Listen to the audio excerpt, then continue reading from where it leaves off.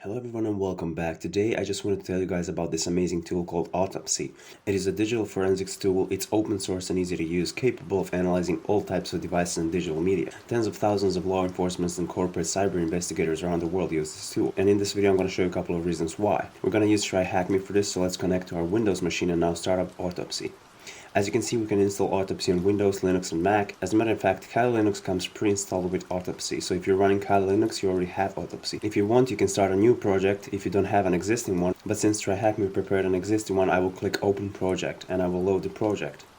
Now that we have opened the project, on the left we can see the data sources, results, and more. Under data sources we have our disk drives, under the results we have the extracted content.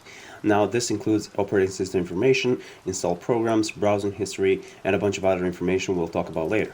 If we want to add more data sources, you can just click the Add a Source option and add more to our project. Now we can also run plugins called Ingest Modules. They're created to retrieve a whole bunch of data, including file hashes, file types, identification, embedded file extract, and they have a lot of other possibilities. I'm going to leave this as default since it has selected most of the stuff anyways. Also, there's a little message icon on the top of the toolbar. If we click this, you can see the log messages that describe what we did. We can navigate around the data source and look at the summary. This will sum up the machine information and give us the answer to our first question, the operating system name. On the same page under the summary, then types, you will find the answer to the second question, the percentage of disk taken by documents. As you can see so far, it is pretty easy. Now we're going to move on to the next question. Next we have the question about the majority of the file events that have occurred. For this we will look up something like recent files, or even better, user activity, where we can see most of the changes are done in 2015, 3rd month and 25th day of the month. However, we cannot be sure that this is the accurate date that we're looking for, because we're looking specifically for file activity. Then we have to navigate to our timeline, and there we can see file events. This matches our question, and we need to dig in deeper in order to see the actual date. Therefore, we will press the View in Timeline button. Here we can clearly see the red bars are tallest at March 25th, 2015. This is the answer to our question. Next question asks us to detect an installed program with a certain version number. In this case it's 620, and if we navigate to our extracted content, to the installed program section, and manually just look through the installed software and their versions under the program name, we can actually find the solution for our question. Next we're going to take a look at password hints, because this is our question. And this we can find under the password hint of the operating system's account section table, and right there you can find the answer to your question. Just look around and you'll simply find the answer because it's the only user with an actual hint. Now next, the challenge states the numerous secret files that were accessed from a network drive, meaning we will probably be dealing with double backslashes or similar. We need to find this IP address. Usually the best thing would be to search for the shares themselves, or similarly for connections regarding shares. But what we can do is navigate to recent documents or files, since we're already talking about a file. Here we can clearly see the IP in the path. This is the solution to our question. Now next question is regarding the web search. Autopsy sorts the web search separately from the history, so they're even easier to navigate.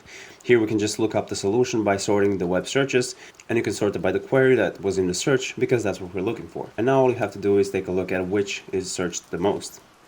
Next we have a question about a web search conducted at a certain date. Again, we will just simply sort by the date and search for our results. It will be easy and we will already have an answer. This next question talks about interesting files. It sounds pretty random, but luckily Autopsy sorts the interesting files for us in the interesting items, and under that the cloud storage section.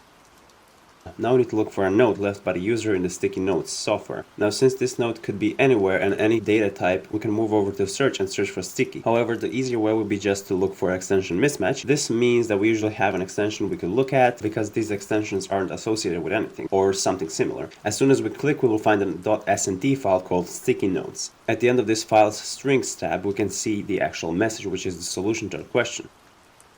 Next part of our tryhackme challenge is about using the timeline, so we're going to click on the timeline and see what we have here. If we navigate to January, we can easily find the number of results, and this is the solution. And that's it from this challenge. If you want to solve this challenge, you can solve it on tryhackme, or you can try to solve the second one. There's also Autopsy Challenge 2, which is a bit more complex but equally fun, and it shows how cool Autopsy as a software is. I want to thank tryhackme for this challenge. It's an awesome challenge, but we aren't done yet, because we could take a look at other functionalities of Autopsy. I want to show you guys what else there is. In Autopsy you can find images, thumbnails, and a lot of other media too, like installed programs, metadata, OS information, and you can easily navigate directories of the drives. This is pretty awesome because we can find a bunch of information and data about the users and similar stuff. You can find personal information about the user, you can sort by file types, for example, or search the recycle bin for deleted but not emptied trash files. You can even see that we can extract the search history, cookies, and even credit card information, which is really scary but really cool. You can look at bookmarks, extract cookies, web downloads, email messages, and more. And that's basically it. Now, one thing I wanted to tell you guys is YouTube is taking down my videos, but I'm working on fixing it. I'm not doing anything illegal and I never will. All of my videos are done in an isolated environment like a virtual machine or something like that, or as a challenge for tryhackme. So that's it. That's all I wanted to say. Thank you so much for watching and have a nice day.